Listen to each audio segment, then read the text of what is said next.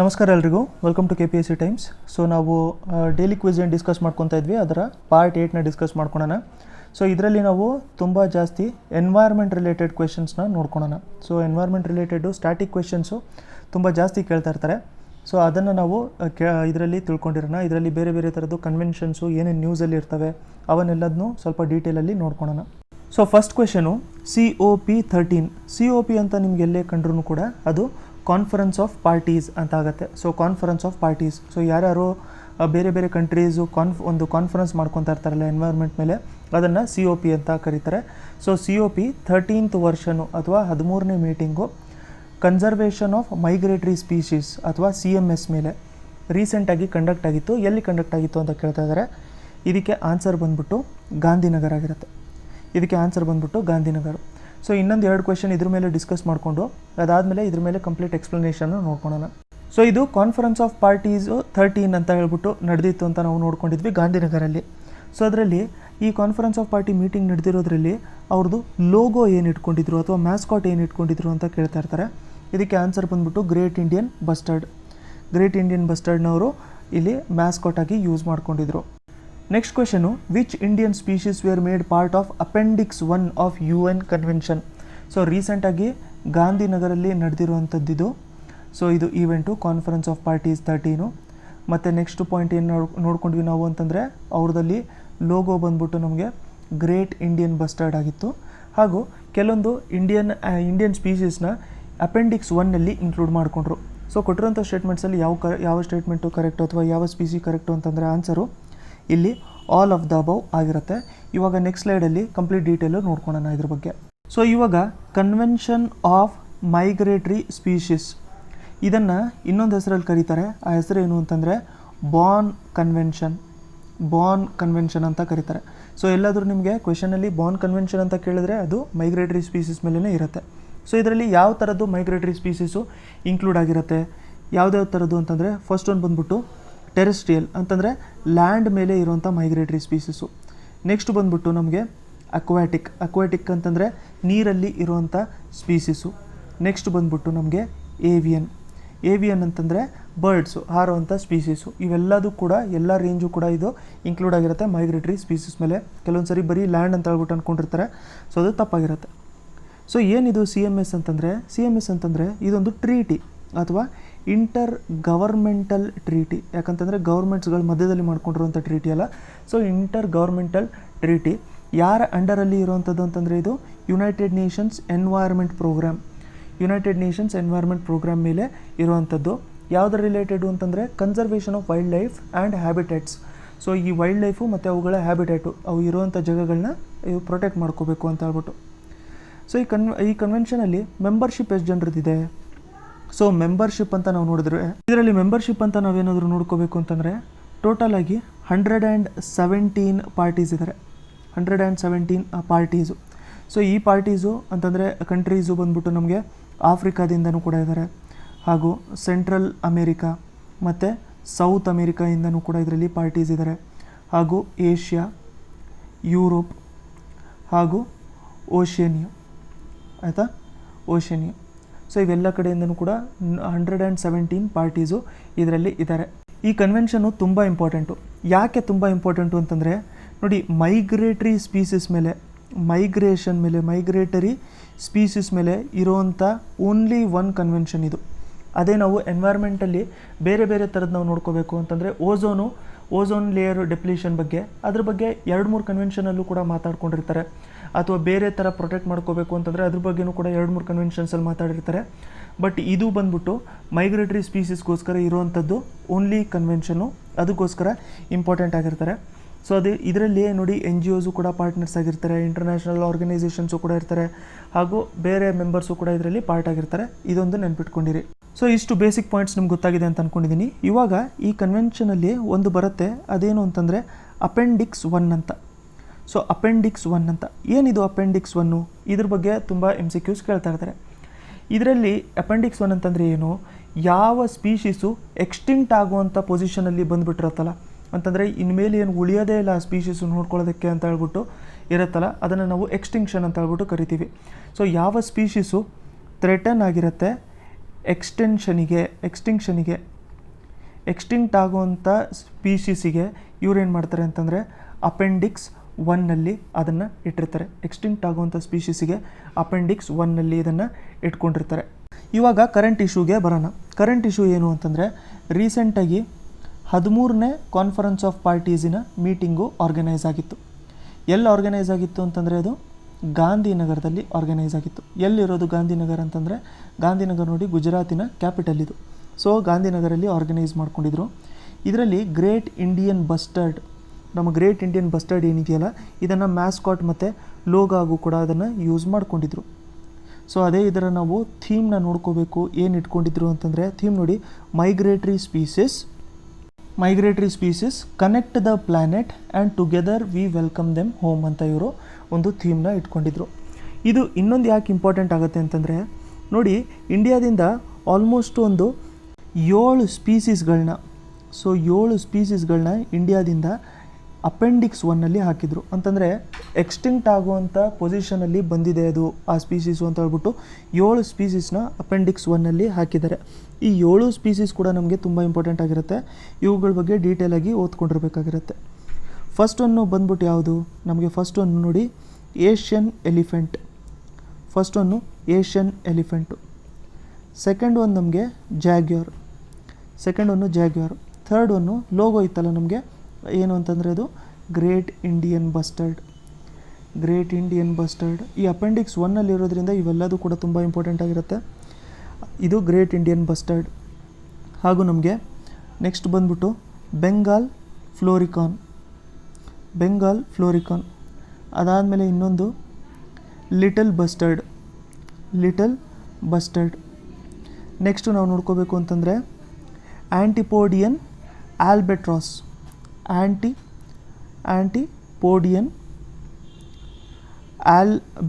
ಅಂತ. So antipodean albatross. ಇದಾದಮೇಲೆ last ಒಂದು ಬಂದ್ಬಿಟ್ಟು ನಮಗೆ ಓಷನಿಕ್ ವೈಟ್ ಟಿಪ್ ಶಾರ್ಕ್. ಇವೆಲ್ಲದನ್ನೂ ಕೂಡ ಅಪೆಂಡಿಕ್ಸ್ 1ನಲ್ಲಿ ಹಾಕಿದ್ದಾರೆ. ಅದಕ್ಕೋಸ್ಕರ ಇದು ಇಂಪಾರ್ಟೆಂಟ್ ಆಗುತ್ತೆ. Asian elephant, jaguar, little bustard, great Indian bustard, Bengal florican, antipodean albatross, ಅದಾದಮೇಲೆ oceanic white tip shark. So ಇವಾಗ ಇಂಡಿಯಾದಲ್ಲಿ ಈ ಕಾನ್ಫರೆನ್ಸ್ ನಡೆದಿರೋದ್ರಿಂದ ಈ ಕಾನ್ಫರೆನ್ಸ್ ಆಫ್ ಪಾರ್ಟೀಸು ಇದೇನು 13 ಇಂಡಿಯಾ ಹೋಸ್ಟ್ ಮಾಡ್ಕೊಂಡಿದೆಯಲ್ಲ, ಇದರಿಂದ ಏನಾಗುತ್ತೆ ಅಂತಂದರೆ ಕಾನ್ಫರೆನ್ಸ್ ಆಫ್ ಪಾರ್ಟೀಸ್ದು ಪ್ರೆಸಿಡೆನ್ಸಿ ನೆಕ್ಸ್ಟ್ 3 ವರ್ಷ ಇಂಡಿಯಾ ಹತ್ರನೇ ಇರುತ್ತೆ.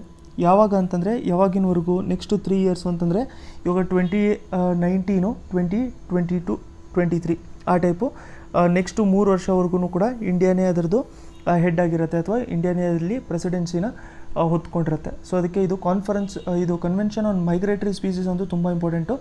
ಇದನ್ನು ನೆನ್ಪಿಟ್ಕೊಂಡಿರ್ಬೇಕು ನೀವು.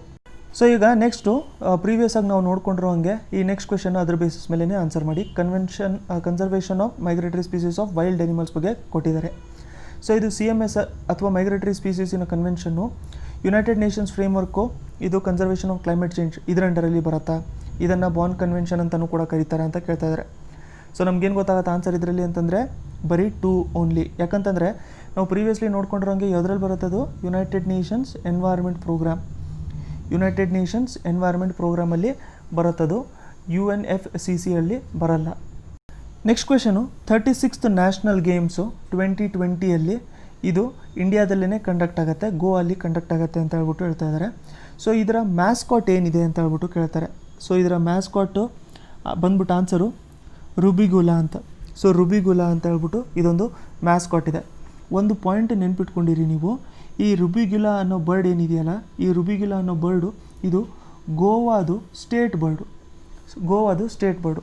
ಇವಾಗ ಕಮೆಂಟ್ ಸೆಕ್ಷನಲ್ಲಿ ನೀವು ಆನ್ಸರ್ ಮಾಡಿ, ಸ್ಟೇಟ್ ಬರ್ಡು ಕರ್ನಾಟಕದ ಯಾವುದು ಅಂತ. ಸ್ಟೇಟ್ ಬರ್ಡ್ ಆಫ್ ಕರ್ನಾಟಕ ನಿಮ್ಗೆ ಗೊತ್ತಿದ್ರೆ ಕಮೆಂಟ್ ಸೆಕ್ಷನಲ್ಲಿ ಕಮೆಂಟ್ ಮಾಡಿ ಆನ್ಸರ್ ಮಾಡಿರಿ. ಸೊ ಈ ರುಬಿಗುಲಾ ಅನ್ನೋದು ಇದೇನು critically endangered species, extinct species, endangered species ಅಂತ ಏನಿಲ್ಲ, ಲೀಸ್ಟ್ ಕನ್ಸರ್ನ್ಡ್ ಸ್ಪೀಷೀಸ್ ಅಂತ ಹೇಳ್ಬಿಟ್ಟು ಇದನ್ನು ಹೇಳ್ತಾರೆ. ಸೊ ಈ 36th ನ್ಯಾಷನಲ್ ಗೇಮ್ಸು 2020 ಬಂದ್ಬಿಟ್ಟು ಇವಾಗ ನವಂಬರ್ 2020ಯಲ್ಲಿ ಕಂಡಕ್ಟ್ ಮಾಡ್ಕೊಳ್ದಿತ್ತು. ಸೊ ಪ್ರಾಬೆಬ್ಲಿ ಇದನ್ನು ಪೋಸ್ಟ್ಪೋನ್ ಮಾಡ್ಕೊಂಡಿರ್ತಾರೆ. ಬಟ್ ಇಷ್ಟು ಇದ್ರ ಬಗ್ಗೆ ನೆನ್ಪಿಟ್ಕೊಂಡಿರಿ. ಮತ್ತು ಇನ್ನೊಂದು ಪಾಯಿಂಟ್ ಏನು ಅಂತಂದರೆ, ಈ ರುಬಿಗಿಲ್ಲ ಅಂತ ನಮಗೇನಾದ್ರು ಸಪ್ರೇಟಾಗಿ ಎಕ್ಸಾಮಲ್ಲಿ ಏನಾದರೂ ಕೇಳಿದ್ರೆ ಎಲ್ಲಿ ನೋಡೋಕ್ಕೆ ಸಿಗುತ್ತೆ ನಮಗೆ, ಆ ಟೈಮಲ್ಲಿ ಎಕ್ಸಾಂಪಲ್ ನಮಗೆ ಹಿಮಾಲಯಾಸು, ಈಸ್ಟರ್ನ್ ಘಾಟ್ಸು, ಅಂಡಮಾನ್ ನಿಕೋಬಾರ್ ಅಂತೆಲ್ಲ ಕೊಡ್ತಾಯಿದ್ರೆ ಆನ್ಸರ್ ನೋಡ್ಕೊಂಡಿರಿ ಎಲ್ಲಿ ನೋಡೋಕ್ಕೆ ಸಿಗುತ್ತೆ ಅಂತ ಹೇಳ್ಬಿಟ್ಟು ನಮಗೇನಾದ್ರು ಕೇಳಿದ್ರೆ ಇದು western Ghats. So western Ghats ಅಂತಂದರೆ ಮಹಾರಾಷ್ಟ್ರದಿಂದ ಗೋವಾವರೆಗೂ ಕೂಡ ಇದನ್ನು ನಮಗೆ ನೋಡೋಕ್ಕೆ ಸಿಗುತ್ತೆ. ಮಹಾರಾಷ್ಟ್ರದಿಂದ ಗೋವಾ ರೀಜನ್ವರೆಗೂ ನಮ್ಗೆ ನೋಡೋಕ್ಕೆ ಸಿಗುತ್ತೆ. ಅಂತಂದರೆ ನಮಗೆ ಇದು ಕರ್ನಾಟಕದಲ್ಲಿ ನೋಡೋಕ್ಕೆ ಸಿಗುತ್ತಾ ನೋಡಿ, ಅದನ್ನು ಒಂದು ಸರಿ ಮ್ಯಾಪಲ್ಲಿ ನೋಡಿಕೊಂಡ್ರೆ ನಿಮಗೆ ಗೊತ್ತಾಗುತ್ತೆ. ನೆಕ್ಸ್ಟ್ ಕ್ವೆಶನು ತುಂಬ ಇಂಪಾರ್ಟೆಂಟ್ ಆಗಿರೋವಂಥದ್ದು. ಸೊ ಅರ್ತ್ ಅವರ್ ಅಂತ ನಾವು ಪ್ರತಿ ವರ್ಷವೂ ಕೂಡ ಅಬ್ಸರ್ವ್ ಮಾಡ್ಕೊತಾ ಇರ್ತೀವಿ. ಆಲ್ ಓವರ್ ದ ವರ್ಲ್ಡ್ ಇದನ್ನು ಯೂಶ್ವಲಾಗಿ ಅಬ್ಸರ್ವ್ ಮಾಡ್ಕೊತಾ ಇರ್ತಾರೆ, ಬಟ್ ವೆಸ್ಟಲ್ಲಿ ತುಂಬ ಜಾಸ್ತಿ ಫೇಮಸ್ ಇರೋದು. ಸೊ ಇದನ್ನು ಯಾರು ಆರ್ಗನೈಸ್ ಮಾಡಿರ್ತಾರೆ ಅಂತ ಕೇಳ್ತಾ ಇದ್ದಾರೆ. ಯುನೈಟೆಡ್ ನೇಷನ್ಸಾ, world wildlife fund for ನೇಚರಾ, ಅಥವಾ ವರ್ಲ್ಡ್ ವೈಲ್ಡ್ ಲೈಫ್ ಫಂಡಾ, ಅಥವಾ ಯುನೈಟೆಡ್ ನೇಷನ್ಸ್ ಡೆವಲಪ್ಮೆಂಟ್ ಪ್ರೋಗ್ರಾಮ್ ಅಂತ ಕೇಳ್ತಾ ಇದ್ದಾರೆ. ಇದಕ್ಕೆ ಆನ್ಸರ್ ಬಂದ್ಬಿಟ್ಟು world wide fund for nature ಅಂತ, world wide fund for nature ಅಂತ. ಸೊ ಈ ಅರ್ತ್ ಅವರ್ ಅಂತಂದರೆ ಏನು ಅಂತ ನೋಡ್ಕೊಳ್ಳೋಣ. ಅರ್ತ್ ಅವರ್ ಅಂತಂದರೆ ಏನು ಅಂತ ನಾವು ಇವಾಗ ನೋಡ್ಕೊಳ್ಳೋಣ. ಸೊ ನೋಡಿ, ಅರ್ತ್ ಅವರ್ ಅಂತಂದರೆ ಆ ಟೈಮಲ್ಲಿ ಅಟ್ಲೀಸ್ಟ್ 60 ಮಿನಿಟ್ಸು ಅಂತಂದರೆ ಎಷ್ಟು, 1 ಅವರು ಎಲ್ಲರೂ ಕೂಡ ಲೈಟ್ಸ್ ಆಫ್ ಮಾಡ್ಕೊಂಡಿರಬೇಕು ಅಂತ ಹೇಳ್ಬಿಟ್ಟು ಹೇಳ್ತಾರೆ. ಸೊ ಲೈಟ್ಸ್ ಆಫ್ ಮಾಡ್ಕೊಂಡಿರಬೇಕು ಅಂತ ಹೇಳ್ಬಿಟ್ಟು ಹೇಳ್ತಾರೆ. ಸೊ ಇದು ರೀಸೆಂಟಾಗಿ ನಾವು ನೋಡ್ಕೋಬೇಕು ಅಂತಂದರೆ ಮಾರ್ಚ್ 28 ಇದನ್ನು ಅಬ್ಸರ್ವ್ ಮಾಡ್ಕೊಂಡಿದ್ರು. ಟೈಮ್ ಬಂದ್ಬಿಟ್ಟು 8:30 ಹಿಡಿದ್ಬಿಟ್ಟು 9:30ವರೆಗೂ. ಸೊ 9:30ವರೆಗೂ ಇದನ್ನು ಅಬ್ಸರ್ವ್ ಮಾಡ್ಕೊಂಡಿದ್ರು. ಅಂತಂದರೆ ಎಲ್ಲರೂ ಕೂಡ ಲೈಟ್ಸ್ ಆಫ್ ಮಾಡ್ಕೊಂಡಿರಬೇಕು ಅಂತ ಹೇಳ್ಬಿಟ್ಟು ಒಂದು ಪ್ರೊಸೀಜರ್ ಫಾಲೋ ಮಾಡ್ಕೊತಾರೆ. ಅದರಿಂದ ಎನ್ವೈರ್ಮೆಂಟು ಅಥವಾ ಎನರ್ಜಿ ಸ್ವಲ್ಪ ಸೇವ್ ಆಗುತ್ತೆ ಅಂತ ಹೇಳ್ಬಿಟ್ಟು. ಸೊ ಇದಕ್ಕೆ 60 ಮಿನಿಟ್ಸೇ ಏನಾದರೂ ಆಫ್ ಮಾಡ್ಕೋಬೇಕು ಅಂತ ಕಂಡೀಷನ್ ಇದೆಯಾ ಅಂತ ಕೇಳಿದ್ರೆ ನಮಗೆ ಆನ್ಸರ್ ಅದು ತಪ್ಪಾಗಿರುತ್ತೆ. ಯಾಕಂತಂದರೆ ಮಿನಿಮಮ್ 60 hours ಅಂತ ಹೇಳ್ಬಿಟ್ಟು ಹೇಳ್ತಾರೆ. ಅದಕ್ಕೋಸ್ಕರ ಈ ವರ್ಷದಿಂದ ಅವರು ಲೋಗೋನು ಕೂಡ ಚೇಂಜ್ ಮಾಡ್ಕೊಂಡು ಏನು ಮಾಡಿದ್ದಾರೆ ಅಂತಂದರೆ, ಮುಂಚೆ ಅವ್ರ ಲೋಗೋ ಬರೀ 60 ಅಂತ ಹೇಳ್ಬಿಟ್ಟು ಈ ಥರ ಇತ್ತು, ಬಟ್ ಇನ್ಮೇಲಿಂದ ಇಲ್ಲಿ 60+ ಅಂತಲೂ ಕೂಡ ಇಟ್ಕೊಂಡಿದ್ದಾರೆ. ಅದ್ರ ಬಗ್ಗೆ ನಾವು ನೆಕ್ಸ್ಟು ನೋಡ್ಕೊಳ್ಳೋಣ. ಸೊ ಇದನ್ನು ಯಾರು ಆರ್ಗನೈಸ್ ಮಾಡೋದು ಅಥವಾ ಇದನ್ನು ಆರ್ಗನೈಸ್ ಮಾಡ್ಕೊಂಡಿದ್ದು, ಸ್ಟಾರ್ಟ್ ಮಾಡ್ಕೊಂಡಿದ್ದು ಅಂತಂದರೆ WWF ಅಂತಂದ್ರೆ ಏನು, world wide fund for nature ಅಂತ, world wide fund for nature ಅಂತ. ಸೊ ಇದು ಅರ್ತ್ ಅವರ್ನ ಯಾವಾಗಿಂದ ಅಬ್ಸರ್ವ್ ಮಾಡ್ಕೊತಾ ಇದ್ದಾರೆ, ಈ ಅರ್ತ್ ಅವರ್ನ ನೋಡಿ 2007ಇಂದ ಇದನ್ನು ಅಬ್ಸರ್ವ್ ಮಾಡ್ಕೊತಾ ಇದ್ದಾರೆ. ಫಸ್ಟ್ ಬಂದ್ಬಿಟ್ಟು ಆಸ್ಟ್ರೇಲಿಯಾದಲ್ಲಿ ಇದನ್ನು ಅಬ್ಸರ್ವ್ ಮಾಡ್ಕೊಂಡಿದ್ರು. ಆಸ್ಟ್ರೇಲಿಯಾದಲ್ಲಿ ಸಿಡ್ನಿಯಲ್ಲಿ ಇದನ್ನು ಅಬ್ಸರ್ವ್ ಮಾಡ್ಕೊಂಡಿದ್ರು, ಆಯಿತಾ. ಸೊ ಇದು ಮಾರ್ಚಿನ ಎಂಡಲ್ಲೇ ಅಬ್ಸರ್ವ್ ಮಾಡ್ಕೊತಾ ಇರ್ತಾರೆ. ಇಡೀ ವರ್ಲ್ಡಲ್ಲಿ ಮಾರ್ಚಿನ ಎಂಡಲ್ಲೇ ಅಬ್ಸರ್ವ್ ಮಾಡ್ಕೊತಾ ಇರ್ತಾರೆ. ಸೊ ನಮಗೆ ಎಕ್ಸಾಮಲ್ಲಿ ಕೇಳ್ಬೋದು, ಮಾರ್ಚಿನ ಎಂಡಲ್ಲೇ ಯಾಕೆ ಅಬ್ಸರ್ವ್ ಮಾಡ್ಕೋಬೇಕು, ಬೇರೆ ಟೈಮಲ್ಲಿ ಯಾಕೆ ಇದನ್ನು ಅಬ್ಸರ್ವ್ ಮಾಡ್ಕೊಳ್ಳೋಕ್ಕಾಗಲ್ಲ ಅಂತ ಹೇಳ್ಬಿಟ್ಟು ಅದನ್ನು ನಾವು ಮ್ಯಾಪ್ ರೀತಿಯಲ್ಲಿ ಅರ್ಥ ಮಾಡ್ಕೊಳ್ಳೋಣ. ಸೊ ಇದು ನೋಡಿ, ಈ ಮ್ಯಾಪಿಂದ ಕ್ವೆಶನ್ಸು ತುಂಬ ಜಾಸ್ತಿ ಕೇಳ್ತಾರೆ. ಸೀಸನ್ಸ್ ಯಾವ ಥರ ನಮಗೆ ಚೇಂಜ್ ಆಗ್ತಾ ಇರುತ್ತೆ ಅಂತ. ಸೊ ಇಲ್ಲಿ ಲಾಂಗೆಸ್ಟ್ ಡೇ, ಶಾರ್ಟೆಸ್ಟ್ ಡೇ ಇವೆಲ್ಲದು ಗೊತ್ತಾಗುತ್ತೆ ನಮಗೆ. ಸೊ ಇಲ್ಲಿ ರೈಟ್ ಸೈಡಿಂದ ಬರೋಣ, ಸಮ್ಮರ್ ಸಾಲಿಸ್ಟಿಸು. ಸೊ ಇದನ್ನು ನಾವು ಸ್ವಲ್ಪ ನೋಡಬೇಕು ಅಂತಂದರೆ, ನೀವು ಇಲ್ಲಿ ಅರ್ತು ಸ್ವಲ್ಪ ಇಲ್ಲಿ ಸ್ಲ್ಯಾಂಟ್ ಆಗಿದೆ ನೋಡಿ, ಸ್ಲ್ಯಾಂಟ್ ಆಗಿದೆ. ಯಾಕಂತಂದರೆ ಇಲ್ಲಿ ಸ್ವಲ್ಪ ಒಂದು ಎಲಿವೇಶನ್ ಬರ್ತಾ ಇರುತ್ತೆ. ಸೊ ಅದ್ರ ಬಗ್ಗೆ ನಾವು ನೆಕ್ಸ್ಟ್ ಜಾಗ್ರಫಿ ಕ್ಲಾಸಸಲ್ಲಿ ನೋಡ್ಕೊಳ್ಳೋಣ. ಬಟ್ ಇಲ್ಲಿ ಸಮ್ಮರ್ ಸಾಲಿಸ್ಟಿಸು. ಸೊ ಸಮ್ಮರ್ ಸಾಲಿಸ್ಟಿಸಲ್ಲಿ ಸನ್ನು ಈ ಕಡೆ ಇದೆ. ಸೊ ಸನ್ನು ಈ ಕಡೆ ಇದೆ. ಈ ಕಡೆ ನೀವು ನೋಡ್ಕೊಂಡಿದ್ರೆ ಇಲ್ಲಿ ನೀರು ತುಂಬ ಜಾಸ್ತಿ ಇದೆ. ಸೊ ನೀರು ತುಂಬ ಜಾಸ್ತಿ ಇರುವಂಥದ್ದು ಕಡೆಗೆ ಸನ್ಲೈಟ್ ತುಂಬ ಜಾಸ್ತಿ ಇದೆ. ಅದಾದಮೇಲೆ ನೆಕ್ಸ್ಟ್ ನಮಗೆ ಬರುವಂಥದ್ದು ಇಲ್ಲಿ ಸೆಪ್ಟೆಂಬರ್ 22, 23 ಅದನ್ನು ಆಟಮ್ ಈಕ್ವಿನಾಕ್ಸ್ ಅಂತ ಕರೀತಾರೆ. ಇಲ್ಲೂ ಕೂಡ ನೀವು ಜಾಸ್ತಿ ನೋಡ್ಕೋಬೇಕು ಅಂತಂದರೆ ಸನ್ನು ಇಲ್ಲಿದೆಯಲ್ಲ, ಸೊ ಸನ್ನಿನ ರೇಸ್ ಎಲ್ಲದು ಕೂಡ ತುಂಬ ಜಾಸ್ತಿ ನಮಗೆ ನೀರು ಕಡೆ ಇದೆ. ಇಲ್ಲಿ ಮೇಲ್ಗಡೆ ಲ್ಯಾಂಡ್ ಇದೆ. ಯಾಕಂತಂದರೆ ಅರ್ತ್ ಇರೋದು ಈ ಥರ ಅಂತ ನಾವು ನೋಡಿಕೊಂಡ್ರೆ, ಸೊ ಸೌತಲ್ಲಿ ತುಂಬ ಜಾಸ್ತಿ ಓಷನ್ ಇದೆ ನಮಗೆ ಅಲ್ವಾ. ಸೌತಲ್ಲಿ ತುಂಬ ಜಾಸ್ತಿ ಓಷನ್ ಇರೋದ್ರಿಂದ ಜಾಸ್ತಿ ನೀರೇ ಎಕ್ಸ್ಪೋಸ್ ಆಗಿರುತ್ತೆ. ಇಲ್ಲಿ ನಾರ್ತಲ್ಲಿ ಇರುವಂಥದ್ದೆಲ್ಲ ಸ್ವಲ್ಪ ಡಾರ್ಕ್ನೆಸ್ಸಲ್ಲಿದೆ ಇಲ್ಲಿ. ನೆಕ್ಸ್ಟು ಸಿಮಿಲರ್ ಕೇಸು ಇಲ್ಲಿ ಬರುತ್ತೆ. ಆದರೆ ನೀವೇನಾದರೂ ಮಾರ್ಚಲ್ಲಿ ನೋಡ್ಕೋಬೇಕು ಅಂತಂದರೆ, ಮಾರ್ಚಲ್ಲಿ ನೋಡಿ ಆಲ್ಮೋಸ್ಟು ಇಲ್ಲಿ ಎಲ್ಲ ಲ್ಯಾಂಡು ಕೂಡ ಆಲ್ಮೋಸ್ಟ್ ಲ್ಯಾಂಡ್ ಸರ್ಫೇಸಸ್ ಎಲ್ಲದೂ ಕೂಡ ಇಲ್ಲಿ ಎಕ್ಸ್ಪೋಸ್ ಆಗಿರುತ್ತೆ ಸನ್ಲೈಟಿಗೆ. ಅದಕ್ಕೋಸ್ಕರ ಏನಾಗುತ್ತೆ ಅಂತಂದರೆ, ಬರೀ ಮಾರ್ಚಲ್ಲೇ ಏನಾದರೂ ಈ ಥರ ನಾವು ಅರ್ತ್ ಅವರ್ನ ಅಬ್ಸರ್ವ್ ಮಾಡ್ಕೊಂಡಿದ್ರೆ ಆ ಟೈಮಲ್ಲಿ ತುಂಬಾ ಜಾಸ್ತಿ ಬೆನಿಫಿಟ್ ಆಗುತ್ತೆ. ಜಾಸ್ತಿ ಜನ ಲೈಟ್ನ ಆಫ್ ಮಾಡ್ಕೊಳ್ಳೋಕ್ಕೆ ಹೆಲ್ಪ್ ಆಗ್ತಾ ಇರುತ್ತೆ. ಅದರ ಜೊತೆಗೆ ಇನ್ನೊಂದು ಮೋಸ್ಟ್ ಇಂಪಾರ್ಟೆಂಟ್ ಪಾಯಿಂಟ್ ಏನು ಅಂತಂದರೆ, ಎರಡು ಹೆಮಿಸ್ಫಿಯರು ಅಂತಂದರೆ ನಾರ್ತ್ ಹೆಮಿಸ್ಫಿಯರಲ್ಲೂ ಕೂಡ ಮತ್ತು ಸೌತ್ ಹೆಮಿಸ್ಫಿಯರಲ್ಲೂ ಕೂಡ. ಸೊ ನಿಯರ್ಲಿ ಕೋಇನ್ಸಿಡೆಂಟ್ಲಿ ಅದೇನಾಗುತ್ತೆ ಅಂತಂದರೆ, ಸನ್ಸೆಟ್ ಟೈಮು ಎರಡೂ ಕಡೆಯೂ ಕೂಡ ಸಿಮಿಲರ್ ಆಗಿರುತ್ತೆ. ಸೊ ಇಲ್ಲಿ ನೀವೇನಾದ್ರು ಎಲಿವೇಶನ್ ನೋಡ್ಕೊಂಡಿದ್ರೆ ಎರಡೂ ಕಡೆಯೂ ಕೂಡ ಸನ್ಸೆಟ್ ಟೈಮು ಸಿಮಿಲರ್ ಆಗಿರುತ್ತೆ. ಅದಕ್ಕೆ ಏನಾಗುತ್ತೆ ಅಂತಂದರೆ ತುಂಬ ಜಾಸ್ತಿ ಇಂಪ್ಯಾಕ್ಟ್ ಆಗುತ್ತೆ ಲೈಟ್ ಔಟ್ ಈವೆಂಟ್ ಮಾಡ್ಕೊಳ್ಳೋದಕ್ಕೋಸ್ಕರ ಅಂತ ಹೇಳ್ಬಿಟ್ಟು ಇದನ್ನು ಮಾಡ್ಕೊತಾ ಇರ್ತಾರೆ. ಸೊ ಮುಂಚೆ ಇದನ್ನು ಬರೀ 60 ಅಂತ ಹೇಳ್ಬಿಟ್ಟು ಇಟ್ಕೊಂಡಿದ್ರು. ಅದನ್ನು ನಾನು ಇವಾಗಲೇ ಹೇಳಿದ್ದೀನಿ 60. ಆದರೆ ಇದನ್ನು 2011ಇಂದ ಚೇಂಜ್ ಮಾಡ್ಕೊಂಡಿದ್ದಾರೆ. 2011ಇಂದ ಏನು ಮಾಡ್ಕೊಂಡಿದ್ದಾರೆ ಅಂತಂದರೆ ಇದನ್ನು 60+ ಅಂತ ಮಾಡ್ಕೊಂಡಿದ್ದಾರೆ. 60+ ಅಂತಂದರೆ ಇನ್ನು 60 ನಿಮಿಷಕ್ಕಿಂತ ಜಾಸ್ತಿ ನೀವೇನಾದ್ರು ಕಮಿಟ್ಮೆಂಟ್ ತೋರಿಸ್ಬೇಕು ಅಂತಂದರೆ ಅದಕ್ಕಿಂತ ಜಾಸ್ತಿನೂ ಕೂಡ ನೀವು ಲೈಟ್ಸ್ನ ಆಫ್ ಆಗಿ ಇಟ್ಕೊಂಡಿರ್ಬೋದು ಅಂತ.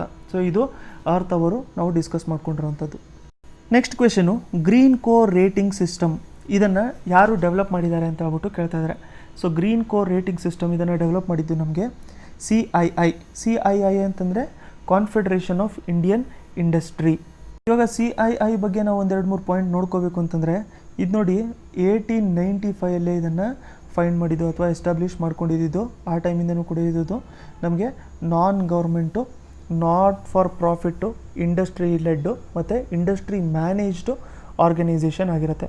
ಸೊ ಅದರಿಂದ ನಮಗೇನು ಗೊತ್ತಾಗುತ್ತೆ ಅಂತಂದರೆ ಗ್ರೀನ್ ಕೋರ್ ರೇಟಿಂಗು ಇದು ಕೂಡ ಇಂಡಿಯಾದಿಂದ ಏನು ಮಾಡ್ಕೊಂಡಿದ್ದಾರೆ ಅಂತಂದರೆ INDC ಅಂತ ಇದೆ.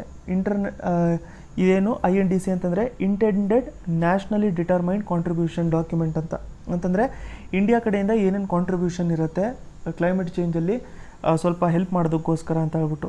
ಸೊ ಆ ಡಾಕ್ಯುಮೆಂಟಲ್ಲಿ ಇದನ್ನು ಕೂಡ ಗ್ರೀನ್ ಕೋರ್ ರೇಟಿಂಗು ಕೂಡ ಇನ್ಕ್ಲೂಡ್ ಮಾಡ್ಕೊಂಡಿದ್ದಾರೆ. ಅಂತಂದರೆ ಇಂಡಸ್ಟ್ರಿಗಳ ಕಡೆಯಿಂದನೂ ಕೂಡ ನಾವು ಕಾಂಟ್ರಿಬ್ಯೂಷನ್ನ ನೋಡ್ಕೊತಾ ಇರ್ತೀವಿ ಅಂತ. ಸೊ ಇದರಿಂದ ಏನಾಗುತ್ತೆ ಅಂತಂದರೆ ಎನರ್ಜಿ ಕನ್ಸರ್ವೇಷನು, ಮೆಟೀರಿಯಲ್ ಕನ್ಸರ್ವೇಷನ್ ಆಗಿರ್ಬೋದು.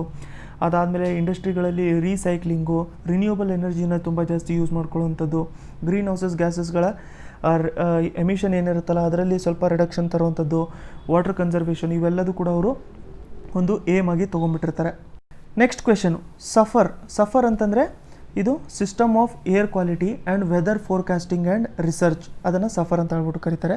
ಸೊ ಇದನ್ನು ಯಾರು ನಡೆಸ್ತಾರೆ ಅಂತ ಹೇಳಿ ಇಲ್ಲಿ ಕೇಳ್ತಾ ಇದ್ದಾರೆ. ಸೊ ಇದನ್ನು ಇಂಡಿಯನ್ ಮೆಟ್ರಾಲಜಿಕಲ್ ಡಿಪಾರ್ಟ್ಮೆಂಟ್ ಅಥವಾ IMD ಇದನ್ನು ನಡೆಸ್ತಾ ಇರ್ತಾರೆ. ಸೊ ತುಂಬ ಇಂಪಾರ್ಟೆಂಟು, ಇದ್ರ ಬಗ್ಗೆ ಸ್ವಲ್ಪ ನೋಡ್ಕೊಳ್ಳೋಣ. ಸಫರನ್ನು ಫುಲ್ ಫಾರ್ಮ್ ಏನು? System of air quality and weather forecasting and research ಅಂತ. ಸೊ ಡೈರೆಕ್ಟಾಗಿ ಬರೀ ಎಕ್ಸಾಮಲ್ಲಿ ನಮಗೆ ಸಫರ್ ಅಂತ ಕೇಳಿದ್ರೆ ಅದು ವೆದರ್ ರಿಲೇಟೆಡ್ ಏನಾದ್ರು ಆಪ್ಷನ್ ಇದ್ದರೆ ನಮಗೆ ಅದನ್ನು ನೀವು ನೋಡ್ಕೊಂಡಿರಿ. ಸೊ ಇದು ಸಫರ್ ಇವಾಗ ರೀಸೆಂಟಾಗಿ ಯಾಕೆ ನ್ಯೂಸಲ್ಲಿತ್ತು ಅಂತಂದರೆ ಇವಾಗ ನಮ್ಮಲ್ಲಿ ಕೋವಿಡ್-19 ಇರೋದ್ರಿಂದ, ಸೊ ಕೋವಿಡ್-19ಇಂದ ಲಾಕ್ಡೌನು ತುಂಬ ಜಾಸ್ತಿ ದಿನ ಇತ್ತು ನಮಗೆ. So all over India lockdown at least ಒಂದು 3-4 ವರ್ಷನ್ಸು ನಮ್ಮಲ್ಲಿ ನಡೀತಾ ಇತ್ತು. ಸೊ ಇದರಿಂದ ಏನಾಗಿದೆ ಅಂತಂದರೆ ನೈಟ್ರೋಜನ್ ಆಕ್ಸೈಡು ಮತ್ತು ಪಾರ್ಟಿಕ್ಯುಲೇಟ್ ಮ್ಯಾಟರ್ ಅಂತ ಬರುತ್ತೆ ನೋಡಿ. ಪಾರ್ಟಿಕ್ಯುಲೇಟ್ ಮ್ಯಾಟರ್ 2.5, ಪಾರ್ಟಿಕ್ಯುಲೇಟ್ ಮ್ಯಾಟರ್ 10 ಅಂತಂದರೆ ತುಂಬಾ ಕಣ್ಣಿಗೆ ಕಾಣದೇ ಇರುವಂಥದ್ದು ಮೆಟೀರಿಯಲ್ಸ್ ಏನೇನಿರ್ತವೆ ನಮಗೆ ಪೊಲ್ಯೂಷನಲ್ಲಿ ಅವುಗಳ ರಿಡಕ್ಷನ್ ತುಂಬ ಜಾಸ್ತಿ ಆಗಿದೆ ಅಂತ ಹೇಳ್ಬಿಟ್ಟು ಹೇಳ್ತಾ ಇದ್ದಾರೆ. ಲಾಕ್ಡೌನಿಂದ ಅವುಗಳ ರಿಡಕ್ಷನ್ನು ತುಂಬ ಜಾಸ್ತಿ ಆಗಿದೆ, ಆಲ್ಮೋಸ್ಟು 90 ಸಿಟೀಸ್ಗಳಲ್ಲಿ ಅಂತ ಹೇಳ್ಬಿಟ್ಟು ಇವರು ಮೆನ್ಷನ್ ಮಾಡ್ಕೊತಾ ಇದ್ದಾರೆ. ಸೊ ಈಗ ಸಫರ್ ಬಗ್ಗೆ ನಾವು ತಿಳ್ಕೊಬೇಕು ಅಂತಂದರೆ ನೋಡಿ, ಸಫರ್ನ ಫಸ್ಟು ಡೆವಲಪ್ ಮಾಡಿದ್ದು ಯಾರು? ಡೆವಲಪ್ ಮಾಡಿದ್ದು ನೋಡಿ ನಮಗೆ ಇಲ್ಲಿ IITM ಅಂತ, IITM ಇದ್ರ ಬಗ್ಗೆನೂ ಕೂಡ ತಿಳ್ಕೊಂಡಿರಬೇಕು. IITM ಅಂತಂದರೆ Indian institute of tropical meteorology. So Indian institute of tropical meteorology ಎಲ್ಲಿದೆ ಇದು ಅಂತಂದರೆ ಇದು ಪುಣೆಯಲ್ಲಿರುವಂಥದ್ದು. ಸೊ ಇದನ್ನು IITM ಡೆವಲಪ್ ಮಾಡಿದೆ. ಬಟ್ ಇದನ್ನು ನಡೆಸೋದು ಯಾರು ಅಂತಂದರೆ IMD ಅಂತಂದರೆ ನಮಗೆ ಇಂಡಿಯನ್ ಮೆಟ್ರಾಲಜಿಕಲ್ ಡಿಪಾರ್ಟ್ಮೆಂಟ್. ಸೊ ಸಫರಿನ ಬೆನಿಫಿಟ್ಸ್ ಏನು ಅಂತಂದರೆ ಇದು ಕಲರ್ ಬೇಸಿಸ್ ಮೇಲೆ ಗ್ರೇಡಿಂಗ್ನ ಪ್ರೊವೈಡ್ ಮಾಡುತ್ತೆ. ಸೊ ಯಾವ ಥರ ಕಲರ್ ಬೇಸಿಸ್ ಮೇಲೆ ಗ್ರೇಡಿಂಗ್ನ ಪ್ರೊವೈಡ್ ಮಾಡುತ್ತೆ? ಸೊ ಈಗ ಗ್ರೀನ್ ಅಂತಂದರೆ ಒಂದು ಥರ ಇದೆ, ಆರೆಂಜ್ ಅಂತಂದರೆ ಒಂದು, ಯೆಲ್ಲೋ ಅಂತಂದರೆ ಒಂದು, ರೆಡ್ ಅಂತಂದರೆ ಒಂದು, ಆ ಥರದ್ದೆಲ್ಲದು ಕೂಡ ರೇಟಿಂಗ್ನ ಇದು ಪ್ರೊವೈಡ್ ಮಾಡ್ತಾ ಇರತ್ತೆ. ಅದನ್ನು ನಾವಿಲ್ಲಿ ಇಮೇಜಲ್ಲಿ ನೋಡಿಕೊಂಡ್ರೆ ನಮಗೆ ಇನ್ನೂ ಈಸಿಯಾಗಿ ಅರ್ಥ ಆಗ್ತಾ ಇರತ್ತೆ. ಸೊ ಏನು ಹೇಳ್ತಾ ಇದೆ ಇಲ್ಲಿ? ಸೊ ಏರ್ ಕ್ವಾಲಿಟಿ ಇಂಡೆಕ್ಸ್ ಏನಾದರೂ 0 to 50 ಇದ್ದಿದ್ರೆ ಚೆನ್ನಾಗಿದೆ ಅಂತ ಹೇಳ್ಬಿಟ್ಟು ಕಲರು ಗ್ರೀನು, 51ಇಂದ 100 ಇದ್ದರೆ ಮಾಡರೇಟು ಕಲರು ಯೆಲ್ಲೋ, 101ಇಂದ 150ವರೆಗೂ ಇದ್ದಿದ್ರೆ ಅದು ಅನ್ಹೆಲ್ದಿ ಫಾರ್ ಸೆನ್ಸಿಟಿವ್ ಗ್ರೂಪು, ಅದು ಆರೆಂಜು. ಸೊ ಈ ಥರ ಬೇರೆ ಬೇರೆ ಕಲರಲ್ಲಿ ಅವರು ಎನ್ವೈರ್ಮೆಂಟ್ ರಿಲೇಟೆಡ್ಡು ಹೇಳ್ತಾ ಇರ್ತಾರೆ ಎಷ್ಟು ಪೊಲ್ಯೂಷನ್ ಲೆವೆಲ್ ಇದೆ ಅಂತ ಹೇಳ್ಬಿಟ್ಟು. ಸೊ ಇದರಲ್ಲಿ ಯಾವ್ಯಾವ ಪೊಲ್ಯೂಟೆಂಟ್ಸ್ಗಳನ್ನ ಮಾನಿಟರ್ ಮಾಡ್ಕೊಂಡಿರ್ತಾರೆ ಅಂತ ನಮಗೆ ಏನಾದರೂ ಎಕ್ಸಾಮಲ್ಲಿ ಕೇಳಿದ್ರೆ, ಫಸ್ಟ್ ಒಂದು ಬಂದ್ಬಿಟ್ಟು PM1 particulate matter 1, particulate matter 2.5, particulate matter 10. ಅದನ್ನು ಬಿಟ್ಟು ನಮಗೆ ಓಝೋನು, ಕಾರ್ಬನ್ ಮೊನಾಕ್ಸೈಡು, ನೈಟ್ರೋಜನ್ ಆಕ್ಸೈಡ್ಗಳು, ಅದಾದಮೇಲೆ ಸಲ್ಫರ್ ಡೈಆಕ್ಸೈಡು, ಅದಾದಮೇಲೆ ನಮಗೆ ಮೀಥೇನ್ ಬರುತ್ತೆ. ಸೊ CH4, BC ಅಂತಂದರೆ ನನಗೆ ಅಷ್ಟೊಂದು ನೆನಪು ಬರ್ತಾಯಿಲ್ಲ, ನಿಮಗೇನಾದರೂ ಗೊತ್ತಿದ್ದರೆ ನೀವು ಕಮೆಂಟ್ ಮಾಡಿರಿ. ಅದಾದಮೇಲೆ ನಾವು ನೋಡ್ಕೋಬೇಕು ಅಂತಂದರೆ ಬ್ಲ್ಯಾಕ್ ಕಾರ್ಬನ್ನು, ಬೆನ್ಝೀನು, ಮರ್ಕ್ಯೂರಿ, ಈ ಥರದ್ದೆಲ್ಲದು ಕೂಡ ಹೇಳ್ತಾ ಇರುತ್ತೆ. ಸೊ ಯೂಶ್ವಲಾಗಿ ಏನೇನು ಪೊಲ್ಯೂಟೆಂಟ್ಸ್ ಇದೆ ಅಂತ ಹೇಳ್ಬಿಟ್ಟು ಕೇಳಿದ್ರೆ ನಮಗೆ ಎಲ್ಲದನ್ನೂ ಕೂಡ ನೀವು ಮಾರ್ಕ್ ಮಾಡ್ಕೊಂಡ್ಬಿಡ್ಬೋದು. ಬಟ್ ಒಂದು ಅಬ್ಸರ್ವ್ ಮಾಡ್ಕೊಂಡಿರಿ, ಕಾರ್ಬನ್ ಡೈಆಕ್ಸೈಡಿನ ಲೆವೆಲು ಇದರಲ್ಲಿ ಮೆನ್ಷನ್ ಮಾಡ್ಕೊಂಡಿರಲ್ಲ. ಕಾರ್ಬನ್ ಡೈಆಕ್ಸೈಡ್ ಇದರಲ್ಲಿ ಇರಲ್ಲ, ಇದನ್ನು ಮೆನ್ಷನ್ ಮಾಡ್ಕೊಂಡಿರಲ್ಲ. ಅದನ್ನು ಬಿಟ್ಬಿಟ್ಟು ಮಿಕ್ಕಿದ ಏನೇನಿರುತ್ತೆ ಅದನ್ನು ನೋಡ್ಕೊಂಡಿರ್ಬೋದು. ಒಂದು ಸರಿ UPSCಯಲ್ಲಿ ಅದೇ ಥರ ಕೇಳಿದ್ರು, ಅದರಲ್ಲಿ ಕಾರ್ಬನ್ ಡೈಆಕ್ಸೈಡ್ನ ಮೆನ್ಷನ್ ಮಾಡ್ಕೊಂಡಿದ್ರು. ಬಟ್ ಆಪ್ಷನಲ್ಲಿ ಕಾರ್ಬನ್ ಡೈಆಕ್ಸೈಡ್ ಬಿಟ್ಬಿಟ್ಟು ಮಿಕ್ಕಿದೆಲ್ಲ ಇತ್ತು. ಸೊ ಯಾವ್ಯಾವ ಮೆಥಡ್ನ ಯೂಸ್ ಮಾಡ್ಕೊಂಡು ಇವರು ಕ್ಯಾಲ್ಕುಲೇಟ್ ಮಾಡ್ಕೊತಾರೆ ಅಂತಂದರೆ UV ರೇಡಿಯೇಷನ್ ಎಷ್ಟಿದೆ, ರೇನ್ಫಾಲ್ ಆಗುವಂಥದ್ದು predictability, temperature variation, humidity variation, wind speed, solar direction, ಈ ಥರದ್ದು ಎಲ್ಲ ಈ ಥರದ್ದು ಎಲ್ಲದನ್ನೂ ಕೂಡ ಇವರು ಮಾನಿಟರ್ ಮಾಡ್ಕೊಂಡಿರ್ತಾರೆ. ಸೊ ಇದು ಬಂದ್ಬಿಟ್ಟು SAFAR system of air quality and weather forecasting and research ಅಂತ. Next question, Ramsar convention is related to. Ramsar convention ಯಾವುದಕ್ಕೆ ರಿಲೇಟ್ ಆಗಿದೆ? ಇದಕ್ಕೆ ಆನ್ಸರ್ ಬಂದ್ಬಿಟ್ಟು ನಮಗೆ ವೆಟ್ಲ್ಯಾಂಡ್ಸ್ ಆಗಿರುತ್ತೆ. ಸೊ ನಾವು ಈಗಾಗಲೇ ಮೈಗ್ರೇಟರಿ ಸ್ಪೀಸೀಸ್ ಬಗ್ಗೆ ನೋಡ್ಕೊಂಡಿದ್ದೀವಿ. ಮೈಗ್ರೇಟರಿ ಸ್ಪೀಸೀಸ್ ಅಂತಂದರೆ ನಮಗೆ ಬಾರ್ನ್ ಕನ್ವೆನ್ಷನಲ್ಲಿ ಬರುತ್ತೆ. ಸೊ ಈಗ ರಾಮ್ಸಾರ್ ಕನ್ವೆನ್ಷನ್ ಬಗ್ಗೆ ಕೆಲವೊಂದು ಪಾಯಿಂಟ್ನ ನಾವು ತಿಳ್ಕೊಳ್ಳೋಣ. ರಾಮ್ಸಾರ್ ಕನ್ವೆನ್ಷನ್ ಬಗ್ಗೆ ಕೆಲವೊಂದು ಪಾಯಿಂಟ್ಸ್ನ ನಾವು ತಿಳ್ಕೊಳ್ಳೋಣ.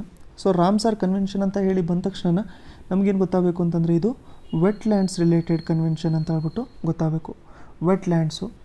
ಸೊ ವೆಟ್ಲ್ಯಾಂಡ್ಸ್ ಅಂತಂದರೆ ಇದೊಂಥರ ಇಂಟರ್ ಗೌರ್ಮೆಂಟಲ್ ಟ್ರೀಟಿ. ಇದು ಇಂಟರ್ ಗೌರ್ಮೆಂಟಲ್ ಟ್ರೀಟಿ ಯಾವುದರ ರಿಲೇಟೆಡು ಅಂತಂದರೆ ನೀವು ನ್ಯಾಷನಲಿ ಆ್ಯಕ್ಷನ್ನ ತೊಗೋಬೇಕು, ಇಂಟರ್ನ್ಯಾಷನಲಿ ಕೋಆಪ್ರೇಷನ್ನ ಪ್ರೊವೈಡ್ ಮಾಡ್ಕೋಬೇಕು.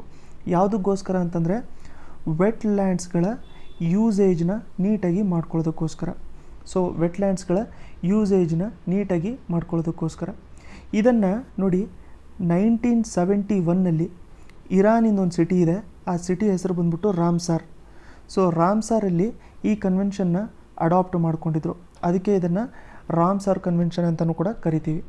ಸೊ ಅದಕ್ಕೆ ನೋಡಿ, ನೀವು ಎನ್ವೈರ್ಮೆಂಟಲ್ ಕನ್ವೆನ್ಷನ್ಸ್ ಬೇರೆ ಬೇರೆ ನೋಡ್ಕೊಂಡಿದ್ರೆ ಆ ಕನ್ವೆನ್ಷನ್ಸ್ಗೆ ಈ ಥರ ರಾಮ್ಸಾರ್ ಕನ್ವೆನ್ಷನ್ ಆಗಿರ್ಬೋದು, ಬಾರ್ನ್ ಕನ್ವೆನ್ಷನ್ ಆಗಿರ್ಬೋದು, ಈ ಥರ ಕನ್ವೆನ್ಷನ್ಗಳ ಹೆಸರು ಯಾವ ಸಿಟಿಯಲ್ಲಿ ಅದನ್ನು ಅಡಾಪ್ಟ್ ಮಾಡ್ಕೊಂಡಿರ್ತಾರೆ ಅದ್ರ ಮೇಲೇ ಆ ಹೆಸರು ಕೂಡ ಇದರಲ್ಲಿ ಇರುತ್ತೆ. ಅದ್ರ ಜೊತೆಗೆ ರಾಮ್ಸಾರ್ ಕನ್ವೆನ್ಷನ್ ಯಾಕೆ ಇಂಪಾರ್ಟೆಂಟ್ ಅಂತಂದರೆ ಒಂದು ಪರ್ಟಿಕ್ಯುಲರ್ ಈಕೋಸಿಸ್ಟಮ್ ಮೇಲೆ ಕಾನ್ಸಂಟ್ರೇಟ್ ಮಾಡೋವಂಥದ್ದು. ನೋಡಿ, ಪರ್ಟಿಕ್ಯುಲರ್ ಈಕೋಸಿಸ್ಟಮ್ ಅಂತಂದರೆ ಈಕೋಸಿಸ್ಟಮಲ್ಲಿ ನಮಗೆ ಬೇರೆ ಬೇರೆ ಥರದ್ದು ಇಂಟ್ರಾಕ್ಷನ್ಸ್ ಇರುತ್ತೆ. ಬರೀ ವೆಟ್ಲ್ಯಾಂಡ್ಸ್ ಅಷ್ಟೇ ಇರಲ್ಲ ಅಲ್ಲ, ಬೇರೆ ಬೇರೆ ಥರದ್ದು ಕೂಡ ಇರುತ್ತೆ. ಫಾರೆಸ್ಟ್ ಇರುತ್ತೆ, ಅದಾದಮೇಲೆ ಬೇರೆ ಬೇರೆ ಥರದ್ದು ನಾವು ಎನ್ವೈರ್ಮೆಂಟಲ್ಲೂ ಕೂಡ ಕ್ರೈಟೀರಿಯಾಸ್ ನೋಡ್ಕೊತಾ ಇರ್ತೀವಿ. ಬಟ್ ಇದರಲ್ಲಿ ವೆಟ್ಲ್ಯಾಂಡ್ಸ್ಗೋಸ್ಕರ ಅಂತಲೇ ಪರ್ಟಿಕ್ಯುಲರ್ ಆಗಿ ಇರುವಂಥದ್ದು ಓನ್ಲಿ ಕನ್ವೆನ್ಷನ್ ಇದು ರಾಮ್ಸಾರ್ ಕನ್ವೆನ್ಷನು. ವರ್ಲ್ಡ್ ವೆಟ್ಲ್ಯಾಂಡ್ ಡೇ ನಾವು ಯಾವಾಗ ಅಬ್ಸರ್ವ್ ಮಾಡ್ಕೊತೀವಿ ಅದನ್ನು ನೋಡ್ಕೊಳ್ಳೋಣ.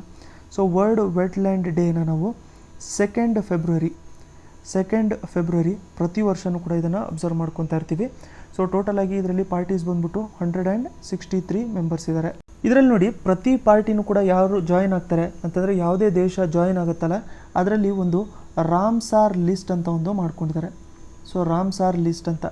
ಸೊ ಯಾವ ಪಾರ್ಟಿ ಜಾಯಿನ್ ಆಗ್ತಾ ಇರುತ್ತೆ ಆ ದೇಶದಿಂದ ಅಟ್ಲೀಸ್ಟು ಒಂದು ಸೈಟ್ನ ಅವರು ಈ ರಾಮ್ಸಾರ್ ಲಿಸ್ಟಲ್ಲಿ ಇನ್ಕ್ಲೂಡ್ ಮಾಡ್ಕೋಬೇಕು. ಏನು ಈ ರಾಮ್ಸಾರ್ ಲಿಸ್ಟ್ ಅಂತಂದರೆ ವೆಟ್ಲ್ಯಾಂಡ್ ಆಫ್ ಇಂಟರ್ನ್ಯಾಷನಲ್ ಇಂಪಾರ್ಟೆನ್ಸ್ ಅಂತ.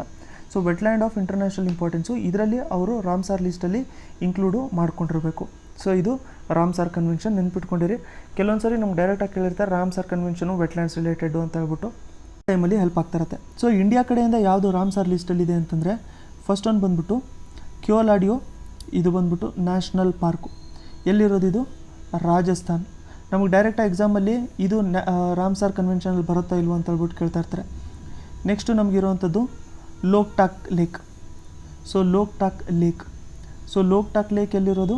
ಇದು ಮಣಿಪುರಲ್ಲಿರೋದು. ಸೊ ಇದು ಮಣಿಪುರಲ್ಲಿರೋದು. ಇದನ್ನು 1990ಯಲ್ಲಿ ಆ್ಯಡ್ ಮಾಡಿದ್ದಾರೆ, ಇದನ್ನು 1993ಯಲ್ಲಿ ಆ್ಯಡು ಮಾಡ್ಕೊಂಡಿದ್ದಾರೆ. ಇದಕ್ಕಿಂತ ಮುಂಚೆ ಚಿಲ್ಕಾ ಲೇಕ್ ಇದೆಯಲ್ಲ ಒಡಿಸ್ಸಾದಲ್ಲಿರುವಂಥದ್ದು, ಅದನ್ನು 1993ಯಲ್ಲಿ ಆ್ಯಡ್ ಮಾಡ್ಕೊಂಡಿದ್ರು. ಬಟ್ ಅದನ್ನೇನು ಮಾಡಿದ್ರು ಅಂತಂದರೆ ನವಂಬರ್ 2002ಅಲ್ಲಿ ಅದನ್ನು ಈ ಲಿಸ್ಟಿಂದ ತೆಗೆದುಬಿಟ್ಟಿದ್ರು.